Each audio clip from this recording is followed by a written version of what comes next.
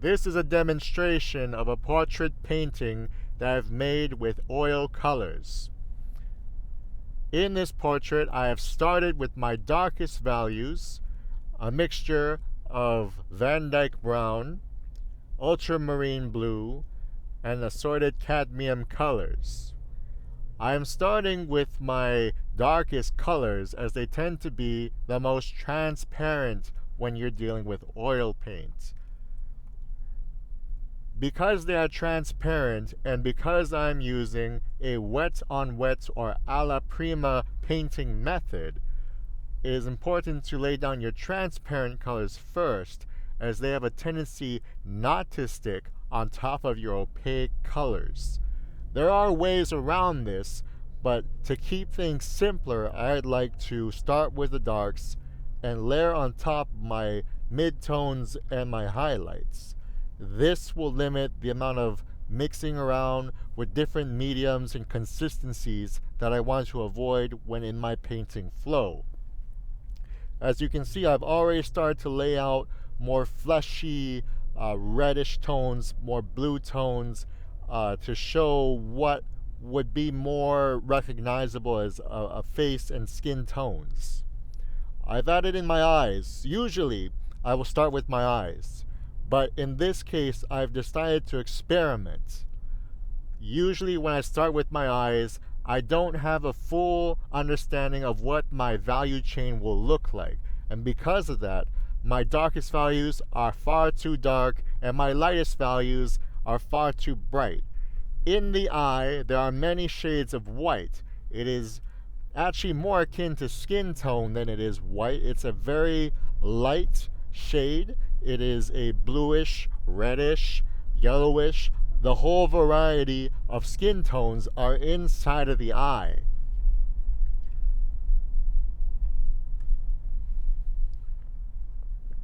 I continue to work on the eye to adjust the values in chroma that I see when I look at my reference.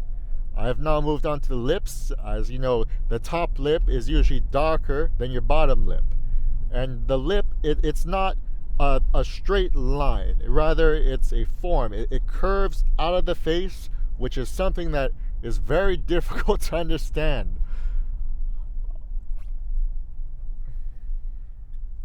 The edges of the lips are usually not hard. They're soft. They are a gradation between the what we would consider reds of the lips to the more neutral skin tones that reflect under it.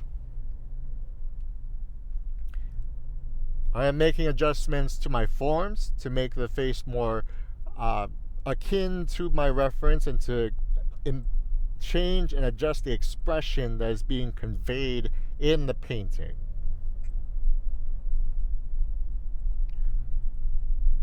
I'm laying out my dark values for my neck and the rest of the body in this part in order to give me a better perspective of where my next lines and edges will be. The line from the chin to the neck is usually a soft passage. It's not a hard line, though in many of my paintings I do use a hard line because I've been very lazy. I'm now laying in my values for my hair. It's important not to think about the hair as individual strands, but as large masses. Masses with very unique edges that we tend to notice. Again, this isn't straight black. The ears are a mixture of Van Dyke brown and ultramarine blue, leaning more heavily onto the ultramarine blue. Blue is interesting because a warm blue will read as much darker, while a cool blue, as you would get in a cerulean blue, would read as a much lighter tone. So in some of my highlights, I will mix in my lemon yellow with my cerulean blue.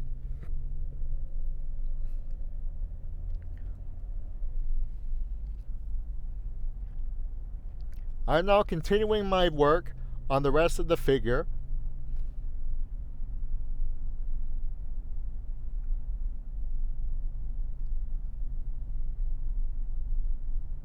And now I am introducing the thing that took the most time of this entire painting, coming in very soon. It is the rabbit. I usually don't paint animals, but I'm moderately good at painting animals. So here's a bunny. I think people like bunnies. But animals are good because people don't recognize animals the same way as they do humans.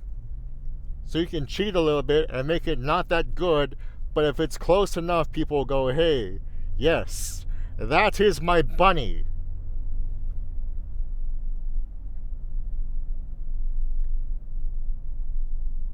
I'm not brushing in my background. I hit the canvas too hard. So you saw it tilt over there. I want to get a new easel because my easel, it's too light. So I'm going to do that. But, you know,